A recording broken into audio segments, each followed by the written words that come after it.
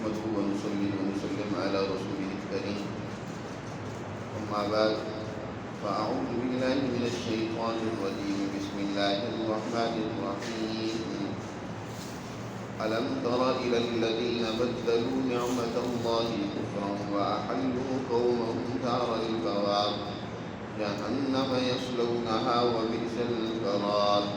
وجعلوا لله أندادا ليضلوا عن سبيله قل تمتعوا فإن مصيركم إلى النار قل لعبادي الذين آمنوا يقيموا الصلاة وينفقوا مما رزقناهم سرا وعلانية من قبل أن يأتي يوم لا بيع فيه ولا خلال الله الذي خلق السماوات والأرض وأنزل من السماء ماء فأخرج به من الثمرات رزقا لكم وسخر لكم الفلك لتجري في البحر بأمره وسخر لكم الأنهار وسخر لكم الشمس والقمر دائبين وسخر لكم الليل والنهار وآتاكم من كل ما سألتموه وإن تعدوا نعمة الله لا تحصوها إن الإنسان لظلوم كفار صدق اللہ العظیم۔ گزشتہ رکوع میں اللہ سبحانہ و تعالی نے ایمان اور کفر کی ایک مثال کے ذریعے سے حقیقت واضح کی اور فرمایا کہ ایمان یعنی کلمہ طیبہ اس طیبہ شجرہ اور درخت کی مانند ہے جس کی جڑیں زمین میں خوب گڑی ہوئی ہوتی ہیں، پائیدار ہوتی ہے، جس کی بنیاد اور جس کی شاخیں بہت بلندی میں ہوتی ہیں، جس کا پھل انتہائی مزیدار اور خوشگوار ہوتا ہے۔ بالکل اسی طرح ایمان انسان کے دل کی گہرائی میں اس کی شاخیں پیوست ہوتی ہیں اور اس کے اثرات پورے جسم میں، پوری روح میں پھیلے ہوئے ہوتے ہیں اور اس ایمان کے ثمرات و نتائج بہت ہی انسان کے لیے خوشگوار اور بہت ہی مفید اور بہترین نتائج رکھتے ہیں۔ اور اس کے مقابلے میں جو کفر ہے وہ در حقیقت اس درخت کی مانند ہے جو انتہائی درجے کا خبیث بد ذائقہ اور جس کی کوئی بنیاد مضبوط نہ ہو، بلکہ اس کی جو جڑیں ہیں وہ بس زمین کے اوپر پڑی ہوئی ہیں، جیسے اندرائن، حنظلہ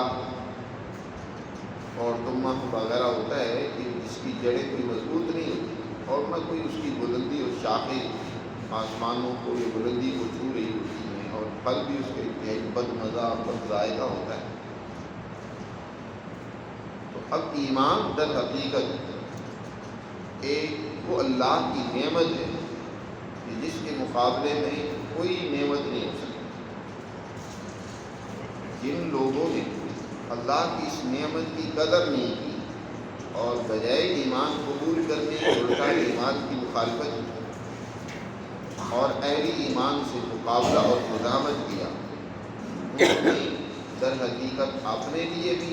اور اپنے متبعین اور پیروکاروں کے لیے بھی جہنم کا انتخاب کی ہے، اور جن لوگوں کا ٹھکانہ جہنم ہے اس سے برا اور بدتر تو کوئی ٹھکانہ ہو ہی نہیں سکتا۔ اللہ تعالیٰ ارشاد فرماتے ہیں أَلَمْ تَرَ إِلَى الَّذِينَ بَدَّلُوا نِعْمَةَ اللَّهِ كُفْرًا وَأَحَلُّوا قَوْمَهُمْ دَارَ الْبَوَارِ۔ اے پیغمبر، کیا آپ نے ان لوگوں کی حالت کو دیکھا جہاں در حقیقت قریش مکہ ان کی حالت کا تذکرہ کیا جا رہا ہے۔ نبی کریم صلی اللہ علیہ وسلم کی ذات گرامی اس قوم کے اندر مبعوث ہوئی، اللہ نے اس قوم پر کتنے انعامات کیے کہ ایک عظیم الشان پیغمبر، ہادی اور رہنما ان کی طرف مبعوث فرمایا، اور پھر یہ خود قوم اللہ کے عظیم الشان گھر بیت اللہ کی مجاور ہے، دنیا میں اس کی عزت و تکریم ہے اس بیت اللہ کی وجہ سے کہ لوگ ان کو بیت اللہ کا پڑوسی مانتے ہیں اور جہاں بھی جاتے ہیں ان کی عزت کرتے ہیں۔ لیکن ان کا حال یہ ہے کہ اللہ کی نعمتوں کو انہوں نے کس میں بدل دیا؟ ناشکری میں بدل دیا۔ بدلوا نعمت اللہ کفرا، انہوں نے اللہ کی جس قدر کی یہ نعمتیں ہیں ان کی ناشکری، اور نہ صرف یہ کہ خود اس ناشکری کے راستے پر چلے بلکہ وَأَحَلُّوا قَوْمَهُمْ دار القوار، اپنی قوم کو بھی ہلاکت کے گھر کی طرف لے کر جا رہے ہیں۔ ہلاکت کا گھر جہنم، یعنی جہنم کے راستے پہ چل رہی ہیں۔ یصلونها، جس میں یہ پوری قوم اپنی متبعین کے ساتھ، اپنی قوم کے ساتھ، پیروکاروں کے ساتھ داخل ہوتی ہے، اور وہ بھی بئس القرار، جہنم سے بدترین کوئی جگہ نہیں ہو سکتی ٹھہرنے، بدترین جگہ جو کسی انسان کے قیام اور ٹھہرنے کی ہو سکتی ہے وہ جہنم۔ دیکھیں ان کی حالت کو، وَجَعَلُوا لِلَّهِ أَندَادًا، انہوں نے اللہ کے کئی برابر اور شریک بنا رکھے، بہت ساری طاقت اور قوت کو خود گھڑے ہوئے خود ساختہ پتھروں کو خدائی کا درجہ دے رکھا ہے، شرک میں مبتلا ہے۔ بجائے اللہ کی وحدانیت، اس کی توحید، اس کی عظمت کے قائل ہونے کے، ہر کام میں انہوں نے شرک کو شامل کر لیا۔ بیت اللہ کا طواف کرتے ہیں تو وہاں انہوں نے ساتھ ساتھ اللہ کی عظمت کے پیش،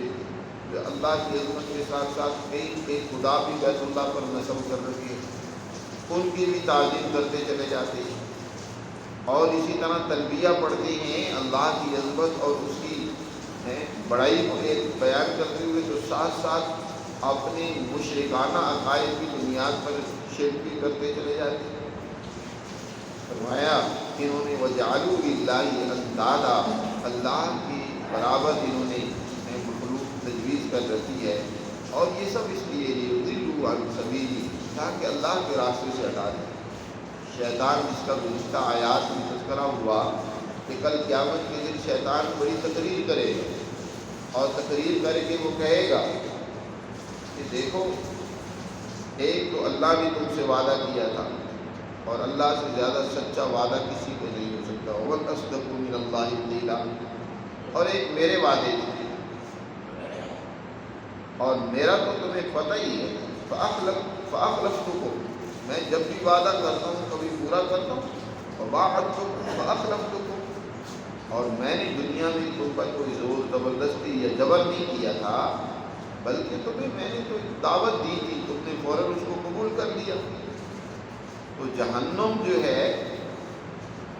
اس جہنم کی طرف شیطان اور شیطان کے پیروکار اس کے راستے کی طرف جا رہے ہیں، اللہ کا شرک کر کے اس کی ذات اور طاقت و قوت کو نظر انداز کر کے، در حقیقت انہوں نے اپنے لیے شرک کا راستہ اختیار کر کے جہنم پوری لی ہے، اور یہ اپنے پیروکاروں کے لیے بھی جہنم کا راستہ اختیار کیے، لِيُضِلُّوا عَن سَبِيلِهِ، تاکہ لوگوں کو اللہ کے راستے سے ہٹا کر، جنت کے راستے سے ہٹا کر جہنم کی طرف لے جائے۔ قُلْ تَمَتَّعُوا فَإِنَّ مَصِيرَكُمْ إِلَى النَّارِ، اے پیغمبر فرما دیجیے کچھ دن زندگی کی، اس دنیا کی زندگی کے اندر، اس دنیا کی اللہ کی نعمتوں سے فائدہ اٹھا لو۔ یہ نعمتیں دنیا کی تو اللہ نے بلا تفریق سب کے لیے رکھی ہیں۔ اس عالم میں اللہ کی نعمتیں وہ کسی مخصوص گروہ یا جماعت کے لیے نہیں، سب کے لیے، لیکن آخرت کی نعمتیں صرف انہی کے لیے ہوں گی جو اللہ کی نعمتوں کی دنیا میں قدر کریں، اللہ کی دی ہوئی صلاحیتوں اور استعدادات کو صحیح استعمال کریں، اور شجرہ طیبہ کو اپنے دل میں اس کی شاخیں مضبوط اور راسخ کریں۔ جنہوں نے ایمان کی، اس درخت کو اپنے دل و جان میں قبول کیا، ان کے لیے جنت کی نعمتیں۔ قُلْ تَمَتَّعُوا، بس فائدہ اٹھا لو کچھ دن، فَإِنَّ مَصِيرَكُمْ إِلَى النَّارِ، بے شک تمہارا آخر کار ٹھکانہ جہنم کی طرف ہے۔ قُلْ لِعِبَادِيَ الَّذِينَ آمَنُوا يُقِيمُوا الصَّلَاةَ وَيُنْفِقُوا مِمَّا رَزَقْنَاهُمْ سِرًّا وَعَلَانِيَةً مِّن قَبْلُ، اے پیغمبر آپ فرما دیجئے میرے ان بندوں کو جو ایمان لے آئے ہیں، جنہوں نے کلمہ طیبہ کو قبول کر لیا ہے، ان سے فرما دیجئے کہ اس دن کے آنے سے پہلے پہلے، کون سا دن؟ وہ دن کہ لا بیع فیہ، جس میں کوئی خرید و فروخت نہیں چلے گی۔ ایسا نہیں ہوگا کہ وہاں ایمان تمہیں کسی دکان سے مل جائے گا کہ جا کر خرید لاؤ، دنیا بھر کی رقمیں لے کر جاؤ گے، لیکن وہاں ایمان اتنا قیمتی ہوگا کہ وہ تمہیں نہیں مل سکے گا۔ قرآن میں دوسری جگہ فرمایا گیا ہے کہ ایک کافر انسان تمنا کرے گا، لو یفتدی من عذاب یومئذ ببنیہ وصاحبتہ واخیہ وفصیلتہ التی تؤویہ ومن فی الارض جمیعا ثم ینجیہ۔ ایک ظالم کافر انسان وہ تمنا کرے گا کہ آج میری اولاد کو، میری بیوی کو، میرے خاندان اور قربا قبیلہ والے، بلکہ ومن فی الارض جمیعا، جو کچھ زمین میں ہے یہ لے لیا جائے، ثم ینجیہ، اس کو چھوڑ دیا جائے۔ کلا، وہاں ایسا نہیں ہوگا، وہاں وہ تمہاری خرید و فروخت نہیں چلے گی۔ لا بیع فیہ ولا خلال، اور نہ ہی دنیا کی تمہاری دوستیاں وہاں کام آئیں گی۔ جو تم نے کفر و شرک کے لیے، اپنے مفادات کے لیے، ظلم و زیادتی کے لیے جو تعلقات اور دوستیاں قائم کر رکھی تھی، وہ بھی سب ٹوٹ پھوٹ کا شکار ہو جائیں گے۔ اس دن کے آنے سے پہلے اے پیغمبر میرے ایمان والے بندوں کو کہہ رہے کہ تیاری کر لیں، اور تیاری دو اعمال سے ہو۔ دو اعمال وہ در حقیقت تمہیں اس دن کام آئیں گے۔ آج دنیا میں ان دو اعمال کو حرز جان بنا لو۔ کیا؟ کون کون سے دو اعمال؟ یقیم الصلاۃ وینفقوا مما رزقناہم سرا وعلانیہ، ایک نماز پڑھتے رہیں، نماز کو قائم کریں، اور دوسرا اللہ کا دیا ہوا رزق، اللہ کی دی ہوئی نعمتیں، انہیں ضرورت مندوں پر کیا خرچ کرنے کی ضرورت ہے، وہاں اعلانیہ خفیہ طریقے سے جیسے بھی مناسب ہو اس کو خرچ کرتے ہیں۔ وَيُنْفِقُوا مِمَّا رَزَقْنَاهُمْ، یہ دو کام ہیں جو انسان کے کل کام آئیں گے۔ کل جب انسانیت پر بڑا کٹھن وقت آنے والا ہے، جب انسانیت کے لیے، ان لوگوں کے لیے خاص طور پر جنہوں نے دنیا میں ناشکری کی، جہنم کا فیصلہ ہونے والا ہے، اس وقت تمہارے یہ دو اعمال کام ہیں، نماز کا قیام اور دوسرا انسانیت پر خرچ کرنا، ان کی ضرورتیں پوری کرنا، اللہ کی مخلوق کی ہمدردی کرنا، کسی طریقے سے بھی جو مناسب ہو اس کو خرچ کرنا۔ یہی دو اعمال ہیں جو انسانیت کے وہاں کل قیامت کے دن کام آئیں گے۔ اے میرے پیغمبر بندوں کو کہہ دیں، ایمان والے بندوں کو، کہ وہ ان کے ذریعے سے کل قیامت کے دن اللہ کے عذاب سے بچنے کے لیے کیا کرتے رہیں؟ تیاری کرتے رہیں، اور اللہ سے ڈریں، اپنے مالک کی محبت دل میں بسائیں۔ کون سا مالک؟ اور اللہ جس سے ڈرنا چاہیے، جس کی طرف انسان کو دوڑنا چاہیے، وہ اللہ۔ خلق السماوات والارض، جس نے آسمان و زمین کی تخلیق کی۔ وانزل من السماء ماء، جس نے آسمان سے پانی اتارا، وہی اللہ۔ فاخرج به من الثمرات رزقا لكم، جس نے تمہارے لیے پھلوں میں سے تمہاری ضرورت اور تمہارے رزق کے لیے اس نے اسی زمین سے پانی برسا کر اسی کے ذریعے سے تمہارے لیے رزق کا انتظام کیا۔ یہاں دیکھیے اللہ نے لکم کی ضمیر جو خاص کر فرمایا، تمہارے لیے آسمان کی تخلیق، زمین کی تخلیق، بارشوں کا آنا، اور اسی طرح اس کے ذریعے سے زمین سے پیداوار کا ہونا، یہ لکم تمہارے لیے۔ گویا کہ یہاں اللہ یہ بیان فرما رہا ہے کہ اس کائنات کے نقشے میں غور و فکر کرو تو اس کائنات کی ہر چیز تمہارے لیے ہے۔ مزید فرمایا وَسَخَّرَ لَكُمُ الْفُلْكَ، لَكُمُ الْفُلْكَ، کہ اس نے تمہارے لیے جہازوں کو مسخر کر دیا۔ یہ بڑے بڑے جہاز جو آج تم سمندروں کی تہوں کو چیرتے ہوئے اپنے تجارت کا مال ایک جگہ سے دوسری جگہ لے جاتے ہو، بڑے بڑی کشتیاں اور جہاز، لِتَجْرِيَ فِي الْبَحْرِ بِأَمْرِهِ، کہ اس کے حکم سے سمندروں میں چلتی ہیں، وہ تمہارے لیے اس نے ان کو مسخر کر دیا۔ وَسَخَّرَ لَكُمُ الْأَنْهَارَ، اور تمہارے لیے اس نے نہروں کو مسخر کر دیا، جاری کر دیا، کہ ایک جگہ پر گلیشیئر پگھلتے ہیں اور اس کا پانی نہروں کی صورت میں، ندی نالوں کی صورت میں ایک جگہ سے دوسری جگہ میں دریاؤں کی صورت میں وہ پہنچاتا ہے، تمہاری زمینوں کو سینچتا ہوا ہے، تمہیں سیراب کرتا ہوا، تمہارے لیے پیداواری عمل کو بڑھاتے ہوئے وہ آگے چلا جاتا ہے۔ جی یہ دیکھو تمہارے لیے اس نے یہ نہروں کا نظام جاری کیا، وَسَخَّرَ لَكُمُ الْأَنْهَارَ وَسَخَّرَ لَكُمُ الشَّمْسَ وَالْقَمَرَ دَائِبَيْنِ، اور دیکھو مزید چاند اور سورج کو تمہارے لیے اس نے مسخر کر دیا کہ دونوں کی ایک حالت ہے، چاند بھی آتا ہے، سورج بھی آتا ہے، اپنے وقت مقررہ میں اپنی اس روٹین کے مطابق وہ کام کر رہے ہیں، ان کو تمہارے لیے اس نے مسخر کر دیا۔ وَسَخَّرَ لَكُمُ اللَّيْلَ وَالنَّهَارَ، اور اس نے تمہارے لیے رات اور دن تمہارے لیے مسخر کر دیے، رات اور دن تمہارے لیے بنا دیے۔ اب یہاں اللہ نے لکم ہر ایک نعمت کے ساتھ ذکر کر کے گویا یہ بات واضح کرتی ہے کہ یہ پوری کائنات تم جب اس میں غور و فکر کرو گے تو یہ تمہاری خدمت پر لگے گی۔ آخر تم کس بات کی ہوتی ہو؟ تمہارا کیا کام ہے؟ تمہارا کام تو یہ تھا کہ تم اللہ کے نائب بن کر، اس کے خلیفۃ اللہ بن کر دنیا میں اس کا نظام قائم کرتے، اس کی حکمرانی قائم کرتے، اس کے احکامات پر عمل کرتے ہیں، اس کی ہدایات کے مطابق تم اپنی زندگی کے تمام امور سر انجام دیتے۔ باقی ساری چیزیں اس کائنات کی وہ تمہاری خدمت کر رہی ہیں، اور تمہارے لیے یہ ہے کہ تمہارا رخ اللہ کی طرف سے ہونا چاہیے، تم اس کے نائب ہو، تمہیں اس کی طرف سے جو ہدایت ملتی ہے اس کے مطابق کام کرو، اس کے مطابق تم اعمال کرو۔ وَآتَاكُم مِّن كُلِّ مَا سَأَلْتُمُوهُ، جس کی تمہیں ضرورت تھی اللہ نے ہر وہ نعمت تمہیں عطا کر دی، پانی تمہیں دیا، کھانے کی نعمتیں دی، جو تم نے مانگی وہ بھی عطا کی، جو نہیں مانگی تمہاری ضرورت کی چیزیں تھیں وہ بھی اللہ نے تمہیں عطا کی، اتنی نعمتیں دی ہیں کہ وَإِن تَعُدُّوا نِعْمَتَ اللَّهِ لَا تُحْصُوهَا، اگر اللہ کی نعمتیں گننے بیٹھ جاؤ نا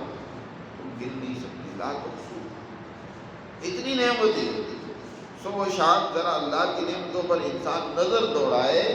اس قدر کثرت سے اس نے نعمتیں عطا کی، لا تحصوها، لیکن انسان کا حال یہ ہے کہ اتنی نعمتوں سے مستفید ہونے کے باوجود، فائدہ حاصل کرنے کے باوجود پھر بھی وہ کیا کرتا ہے؟ ناشکری کرتا ہے، پھر بھی وہ کیا کرتا ہے؟ اس کے حکموں کو توڑتا ہے، ظلم و زیادتی کرتا ہے، بدماشیاں کرتا ہے۔ ان الانسان لظلوم کفار، بے شک انسان بڑا ہی ظالم اور بڑا ہی ناشکرا ہے۔ اس طریقے سے اس رکوع میں اللہ سبحانہ و تعالی نے اپنی نعمتوں کا ذکر کیا اور اس قوم کا ذکر کیا کہ جس نے اللہ کی نعمتوں کو بجائے ان کی قدر کرنے کے اور بجائے اللہ کی طرف سے ایک بہت بڑا عطیہ سمجھ کر اس کا شکر ادا کرنے کے اس نے ناشکری کا راستہ اختیار کیا، ظلم کا راستہ اختیار کیا، اور دنیا میں بھی فساد، بدامنی پھیلائی، اور اس طرح وہ خرابیوں کا اور جہنم کے راستے کا اس کے اوپر چل پڑا، خرابیوں کا شکار ہو گیا اور جہنم میں داخل ہوگا، اور جہنم سے بدترین کوئی جگہ نہیں ہے۔ اللہ ہماری اس کی حفاظت فرمائے اور اللہ اپنی نعمتوں کی قدر کرنے کی توفیق عطا فرمائے، اور اپنی ساری صلاحیتوں کو اللہ کی ہدایات اور تعلیمات کے مطابق اللہ ہمیں استعمال کرنے کی